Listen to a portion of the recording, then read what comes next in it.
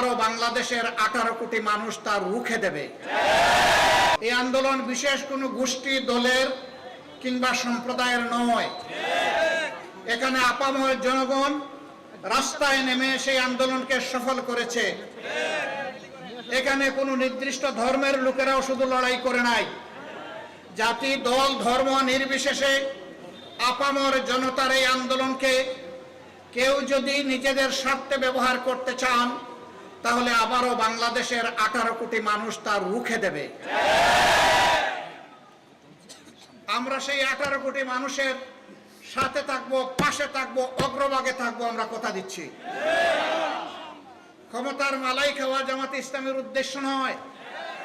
সমাজের একটা গুণগত পরিবর্তন আনা আমাদের উদ্দেশ্য।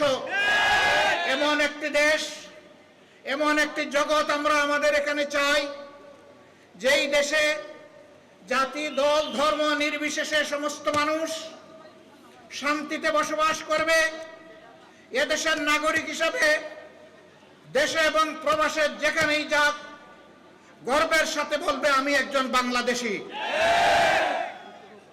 এইখানে বিশেষ বিশেষ সময়ে কোনো ধর্মীয় সম্প্রদায়ের উপাসনালয়, বাড়িঘর পাহারা দেওয়ার প্রয়োজন হবে না।